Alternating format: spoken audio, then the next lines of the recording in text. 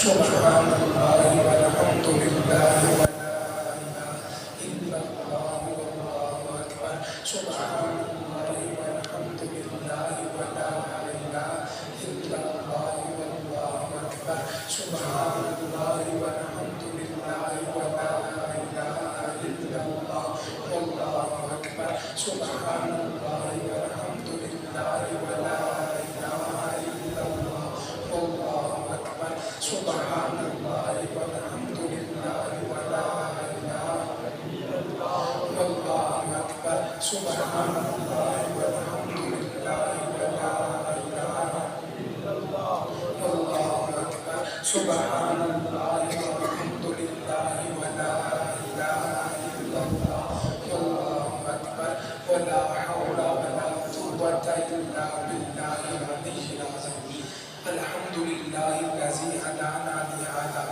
وما كنا لنهتدي لولا ان هدانا الله یا ربی لک الحمد کما ينبغي لجلال وجهك وعظیم سلطانك سبحان اللہ وبحمده عدد خلقه ورضا نفسه وزینة عرشه ومداد کلماته اللهم صل على سيدنا محمد كما تحب وترضى اللهم صل على سيدنا محمد صلاة دائمة بدوام الملك الحي القيوم جزا الله عنا سيدنا ومولانا محمد صلى الله عليه وسلم ما هو أهله أما بعد فأعوذ بالله من الشيطان الرجيم بسم الله الرحمن الرحيم والذين يبيتون لربهم سجدا وقياما صدق الله مولانا العظيم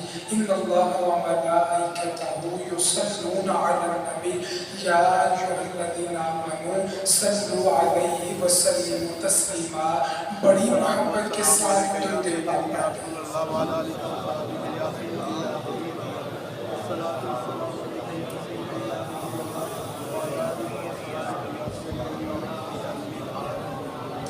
اللهم صل على سيدنا ومولانا محمد اللهم صل على سيدنا ومولانا محمد وعلى آله وصحبه وبارك وسلم اللهم صل على سيدنا ومولانا محمد اللهم صل على سيدنا ومولانا محمد نہایت ہی معزز و محترم عزت و لائق سب تقریب سامعین کرام اللہ رب العالمین کا لاکھوں مرتبہ شکر ہے اس نے ہماری زندگی میں یہ ایک اور جمعہ عطا فرمایا اور ہمیں پہلے وقت میں آکے جمعہ پڑھنے کی سعادت عطا فرمائی ارحم الراحمین اللہ زندگی بھر کے بڑے جمعے اپنی پاک بارگاہ میں قبول فرمائے ان جمعوں کا صدقہ دونوں جہانوں کی محتاجی سے محفوظ فرمائے دونوں جہانوں کی نعمتیں برکتیں سعادتیں عطا فرمائے ارحم الراحمین اللہ آخری سانس تک رکوع و سجود کے ساتھ نمازیں اور جمعے پڑھتے رہنے کی توفیق عطا فرمائے آخری وقت پیارا پیارا کلمہ نصیب فرمائے آسان موت عطا فرمائے بغیر حساب کے ہماری مغفرت فرمائے اللہ کریم تمام جمعہ پڑھنے والوں کو ہر سال مکے مدینے کے جمعے بھی نصیب فرمائے بزرگان دین ہمارے اسلاف فرماتے ہیں کہ ایمان والے بعد خاص لوگ ایک چیز کی بڑی حفاظت کرتے ہیں بڑا خیال کرتے ہیں بڑا اہتمام کرتے ہیں چونکہ پہلے وقت تھے تو اس وقت کی مثالیں فرمایا جس طرح چرواہا اپنی بکریوں کی حفاظت کرتا ہے اور ان کا خیال کرتا ہے، اسی طرح اہل اللہ اپنے ایک عمل کا خیال کرتے ہیں، حفاظت کرتے ہیں، دن بھر خیال میں رہتا ہے، توجہ رہتی ہے، رات کو بھی دل میں رہتا ہے۔ وہ عمل کیا ہے کہ تہجد کی نماز ادا کرنی، تہجد کے سجدے دینے ہیں۔ اتنی پاکیزہ نماز ہے اور اتنی فضیلت والی اور اتنی لذت والی یہ نماز ہے، جسے مل جاتی ہے یوں سمجھ لیجئے بیڑا ہی پار ہو جاتا ہے۔ اللہ کی خاص رحمت ہوتی ہے، خاص مہربانی ہوتی ہے، جسے تہجد کے سجدے مل جاتا ہے، تہجد کے وقت کی دعائیں مل جاتی ہیں، اس وقت کا اٹھنا مل جاتا ہے، یا اللہ کی بارگاہ میں مقبول ہو جاتا ہے۔ اور یہ مثالیں شاید آج سمجھ نہ آئی۔ چرواہا یہ نہیں تھا بکریوں کو آگے لگا کے تو آرام سے ادھر ادھر دیکھ رہا، نہیں، چرواہا چوکنا رہتا، کسی طرف سے بھی بھیڑیا کوئی جانور آتا، اچانک آ کے جانور اچک کے لے جاتا، تو چرواہا اپنا بھی خیال کرتا، اپنے سارے ریوڑ کا خیال کرتا۔ جب لے کے چلتا نا چلانے کے لیے تو کبھی آگے، کبھی پیچھے، کبھی دائیں، کبھی بائیں، وہ چکر ہی لگاتا رہتا۔ جس طرف سے خطرہ محسوس ہوتا، کوئی جھاڑی وغیرہ ہوتی، اس طرف خود ہو جاتا، کہیں کوئی جانور حملہ نہ کر دے۔ پھر خیال کرتا میری بکری کوئی گم نہ ہو جائے، اگر کوئی ایک بکری بھی گم ہو گئی، چلتے چلتے دور چلی گئی، تو میں مالک کو کیا جواب دوں گا، نقصان ہو جائے گا۔ اسی طرح اللہ والے اپنے سارے دن کا خیال کرتے ہیں، کہیں کوئی ایسا گناہ نہ ہو جائے کہ تہجد کی نماز رہ جائے۔ اللہ والے سارا دن خیال کرتے ہیں کوئی ایسا عمل نہ ہو جائے کہ تہجد کی توفیق چھن جائے، اس بات کا بھی خیال کرتے ہیں اور اپنی حفاظت بھی کرتے ہیں۔ جلدی اٹھتے ہیں، جلدی سوتے ہیں، اللہ کریم تہجد نصیب کرتا ہے۔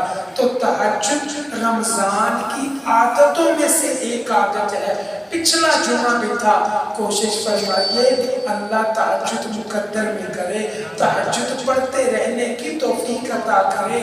جسے تہجد کے سجدے مل گئے، یقین جانیے، میں نہیں کہتا، آپ نہیں کہتے، حضرت محمد بن منقدر رحمت اللہ علیہ آپ فرماتے ہیں ساری دنیا میں مجھے 3 چیزوں سے بڑا ہی مزہ آتا، صرف 3 چیزیں، اس جیسی لذت کسی اور جگہ ملتی نہیں۔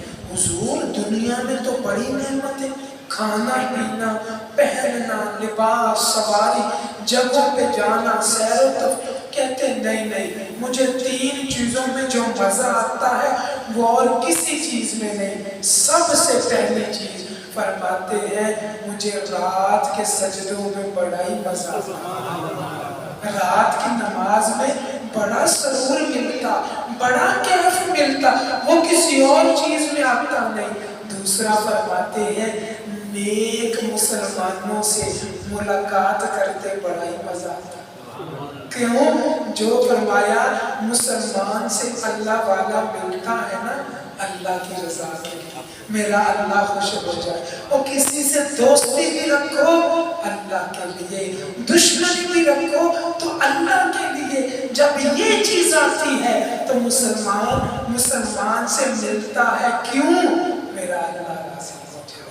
اور فرمایا تیسری چیز، جب میں نماز کو با جماعت پڑھتا ہوں نا تو مجھے جماعت کے ساتھ پڑھنے میں بڑا مزہ آتا ہے۔ کیسے عجیب لوگ تھے، کیسے شان والے، ہم شاید ان کی باتوں کو آج سمجھ ہی نہ سکے کہ کس درجے کے لوگ ہیں۔ اصل میں نا جس کا جو درجہ ہوتا ہے وہ اسی کے مطابق گفتگو کرتا ہے۔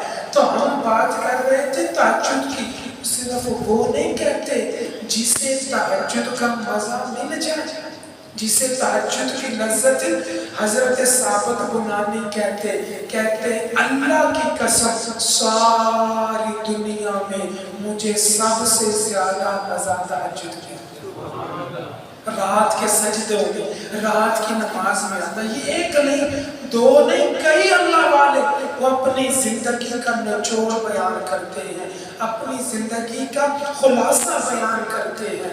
اللہ اکبر، یہ ایسی چیز ہے کہ بندہ اس کا عادی ہو جائے۔ بندہ پہلے کہتے ہیں لوہا اور ایک ہے مقناطیس، یہ بڑی راز کی بات ہے۔ کہتے ہیں نا کہ آدمی اٹھتا ہے، بھئی ساری زندگی یہ نہیں رہتا، ساری زندگی آپ بھی دیکھیے، اگر تھوڑا سا غور کیجئے، آپ ماشاءاللہ بچپن میں جوان ہوئے تو شاید ممکن ہے آپ کے بڑے بھائی، آپ کے والد محترم آپ کو ساتھ لے کے جمعے کے لیے آتے ہوں گے، اگر نہیں تو بڑے ہو گئے۔ شروع میں جب جمعہ شروع کیا تو آنا ذرا مشکل تھا، جمعے کے لیے آنا، سکول چھوڑنا، کالج چھوڑنا، نوکری چھوڑنی، دکان چھوڑنی ذرا مشکل ہو جاتا، مشکل سے جمعے کے لیے آئے۔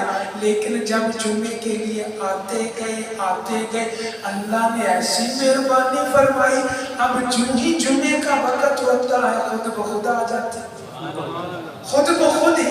حیرانی بھی دیکھیے اس مسجد شریف کی برکت بھی ہے اور آپ لوگوں کا شوق بھی کہ ابھی خطیب صاحب آئے نہیں، ابھی باقاعدہ جمعہ شروع نہیں ہوا، تقریر شروع نہیں ہوئی، ہمارے آنے سے بھی پہلے کم و بیش 100-150 لوگ بیٹھے ہوتے۔ یہ کس کا فضل؟ اللہ کا فضل۔ اللہ اپنے گھر میں مہمان بلاتا ہے، یقین جانیے، یاد رکھیے، جو پہلے آتا ہے پہلے پاتا ہے، جو پہلے آتا ہے پہلے پاتا ہے۔ تو بہرحال یہ کیا ہے کہ جیسے جمعے کے لیے اب خود بخود، اسی طرح کہا ایک لوہا ہے ایک مقناطیس ہے، پہلے لوہے کو قریب کرتے، پھر ایک وقت آتا ہے مقناطیس خود بخود لوہے کو کھینچ لیتا ہے۔ شروع میں تہجد پڑھنی شاید مشکل ہو، لیکن بندہ خلوص سے پڑھتا ہے، ایک وقت آتا ہے بغیر الارم کے خود بخود آنکھ کھل جاتی ہے۔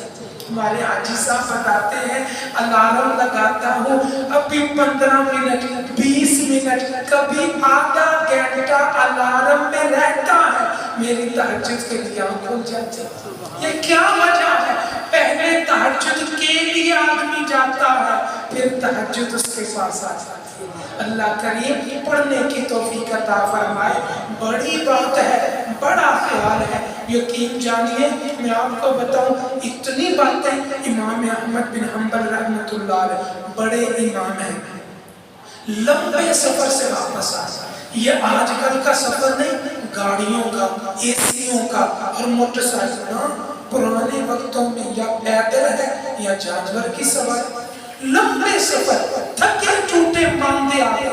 جب رات کے تیسرے پہر گھر پہنچے نا، ان کا غلام بھی ساتھ تھا، وہ بھی بیچارہ تھکا ہوا، اس کے ذہن میں تھا امام صاحب اب سو جائیں گے، تھوڑی دیر سوئیں گے پھر فجر کے لیے اٹھنا، لیکن دیکھ کے حیران رہ گیا، سارے گھر والے سو گئے، امام صاحب وضو کی تیاری کر گئے۔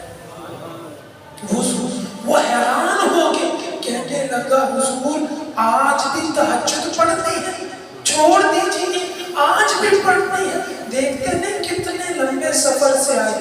سنیے، کہنے لگے مجھے پیارے نبی کی حدیثیں تہجد چھوڑنے نہیں دیتی۔ کیسا جملہ تھا، مجھے پیارے نبی کی پیاری حدیثیں تہجد چھوڑنے نہیں دیتی۔ غلام سو گیا، امام اور مالک تہجد پڑھنا شروع کر۔ یہ ہے تہجد جو کھینچ لیتی ہے، جو پھر آگے کرتی ہے۔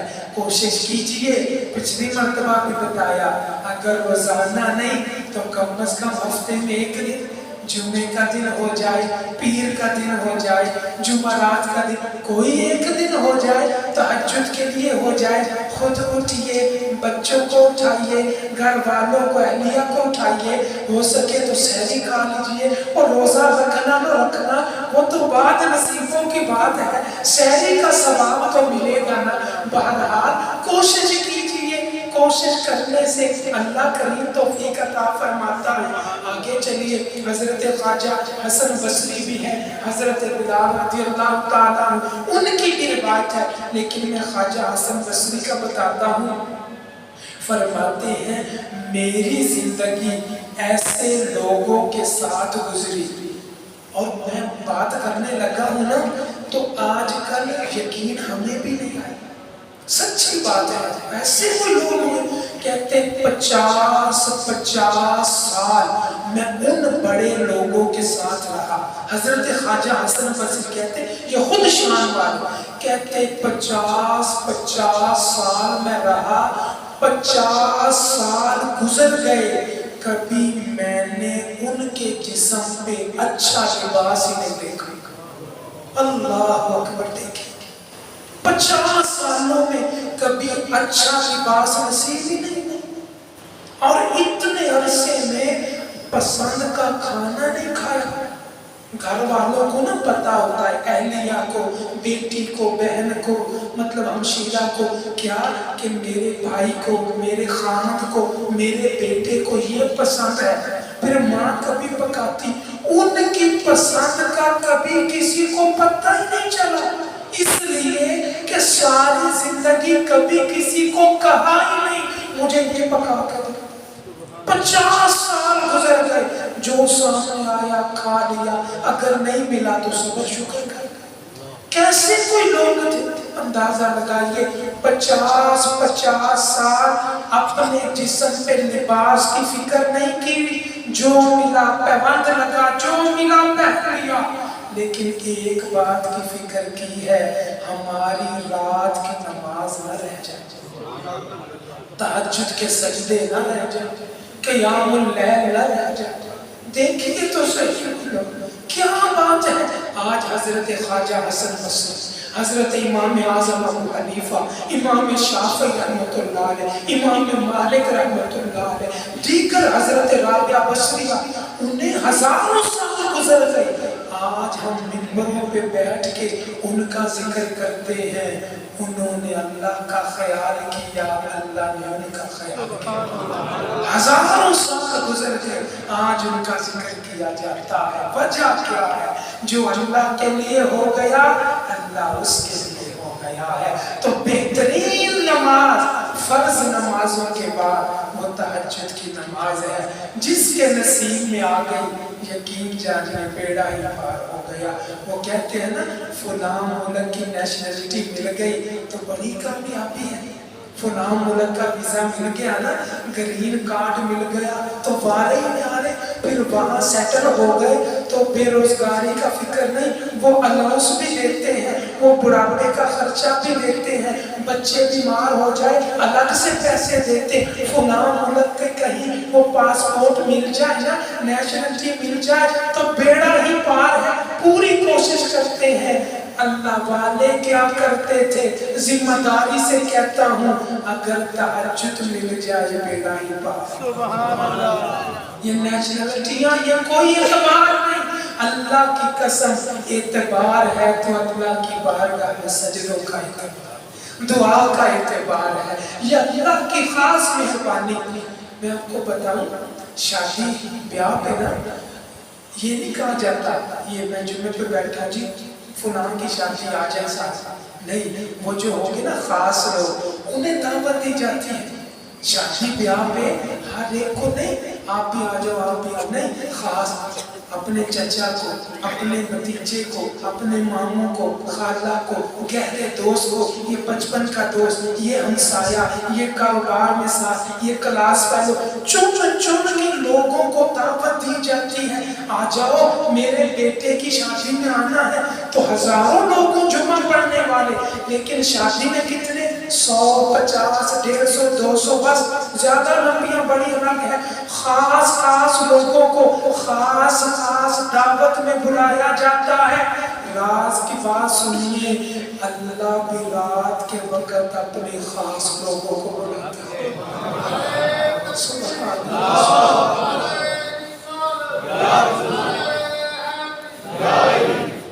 یعنی عام تو ہے، اب دنیا سو گئی، بندے سو گئے، آ جاؤ اور میرے بندے آ جاؤ.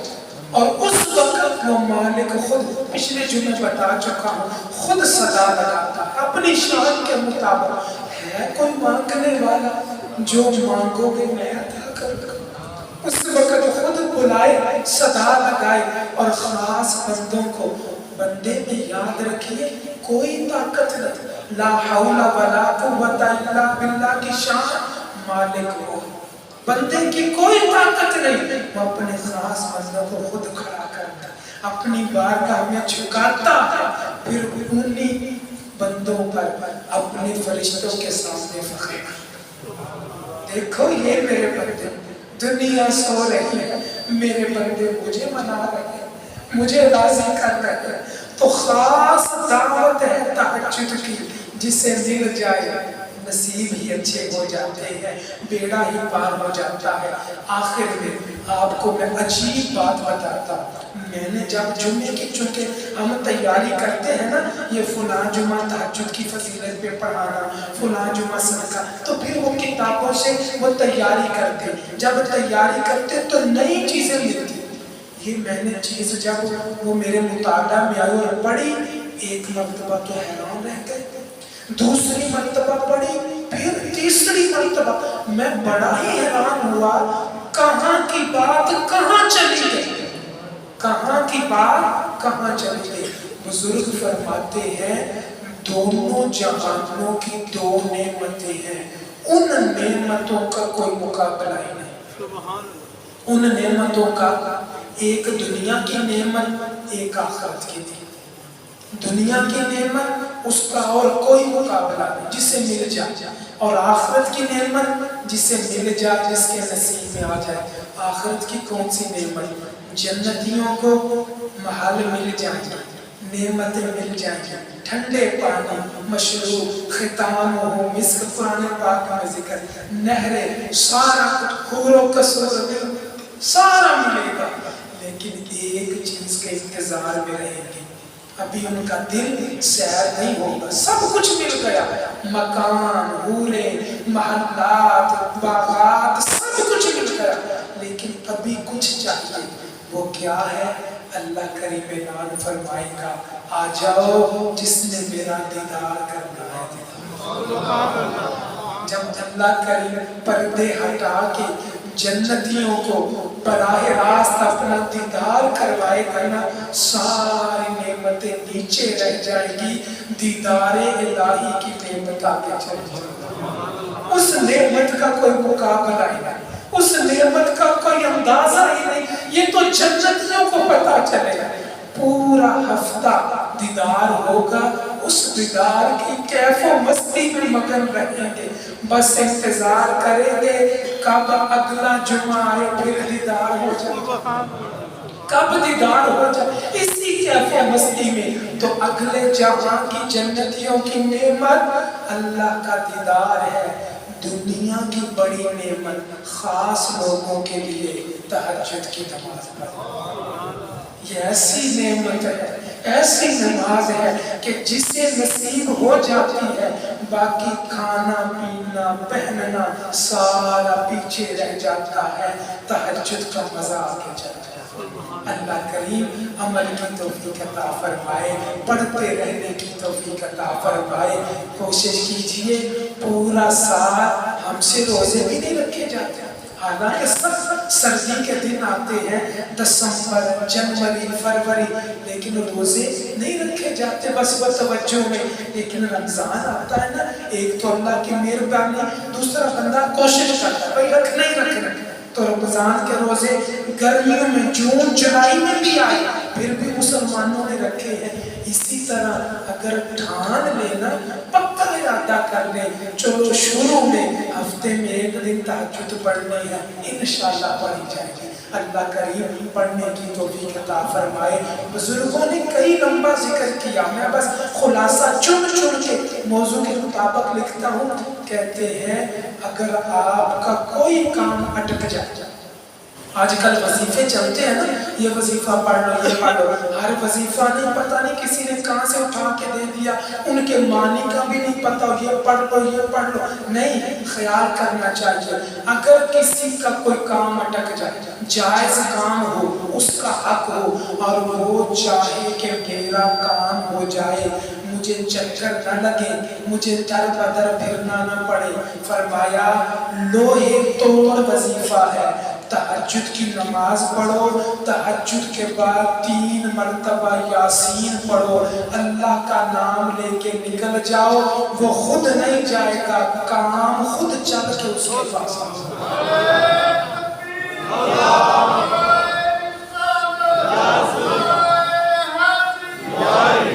اللہ کریم عمل کی کرتے رہنے کی توفیق عطا فرمائے. صلی اللہ علیہ محمد صلی اللہ علیہ وسلم، صلی اللہ علیہ محمد صلی اللہ علیہ وسلم، صلی اللہ علیہ محمد صلی اللہ علیہ وسلم، صلی اللہ علیہ محمد صلی اللہ علیہ وسلم، صلی اللہ علیہ محمد صلی اللہ علیہ وسلم، صلی اللہ علیہ محمد صلی اللہ علیہ وسلم، صلی اللہ علیہ محمد